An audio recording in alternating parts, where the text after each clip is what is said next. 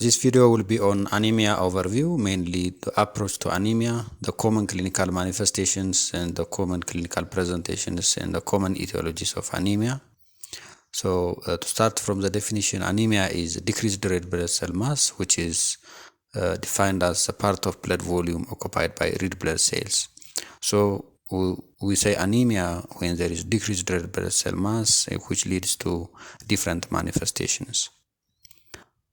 So what are the cut points? For female, hematocrit of less than 36 or hemoglobin of less than 12, and for male, hematocrit less than 41 and hemoglobin less than 13.5 gram per day are defined as anemia.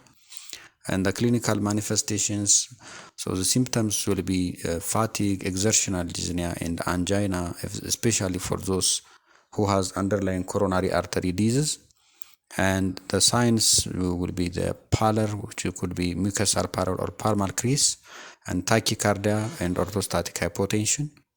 And the other findings may be due to specific etiologies. If the causes liver disease or the hemolysis, someone will have jaundice, which is yellow discoloration of the eyes, and splenomegaly when the cause is neoplasms, which leads to different organomegalies, including the spleen due to hematologic malignancies, or it could be chronic hemolysis or thalassemias can give you splenomegaly.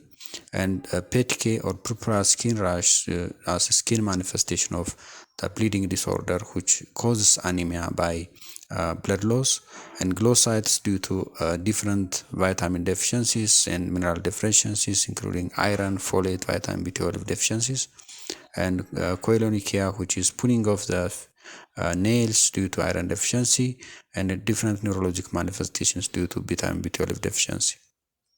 Diagnostic evaluation, as like other disease processes, it starts with a history, asking for source of blood loss, systemic illness, drug exposures, alcohol or diet, and family history of anemia or the same illness are important history evaluation.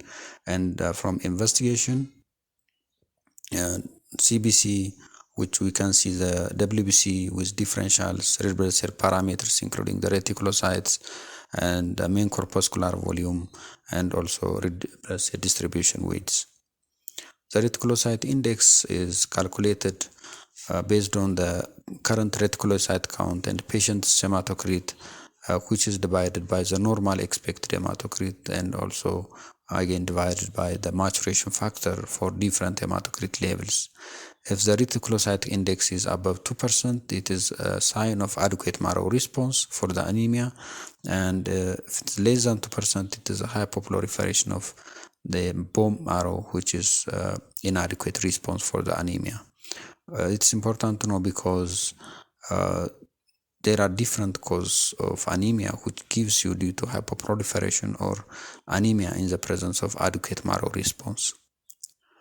Peripheral smear, we can see the red blood cells size, shape, and also we can evaluate the platelets and the white cells, which are also indirect evidences for the cause of anemia. And we may order additional investigations as indicated. If we suspect hemolysis, we will order LDH, bilirubin level, and Coombs test. And iron deficiency, we will order iron profiles. And if we expect megaloblastic anemia, we may check for the liver function test, the folate, B12, and also other investigations based on the primary suspected diagnosis. So this is the final slide, which is a summary of what we have said. When we find anemia, the first thing we need to do is to calculate the reticulocyte index. If it's less than 2, the cause of anemia is underproduction, and if it's greater than 2%, the cause of anemia is either blood loss or the destruction of the red blood cells peripherally after adequate bone marrow production. So if it's underproduction, then we'll do the peripheral morphology and see the MCV, and we will classify the causes based on the MCV. And if it is above 2, we'll order the hemolytic workups, and we'll look for the source of bleeding, which both gives anemia. So in the next videos, we will see specific causes of anemia, what are the causes of microcystic anemia, normocystic anemia, macrocystic anemia, cause of hemolysis anemia due to different etiologies, and how to work up patients who are suspected of bleeding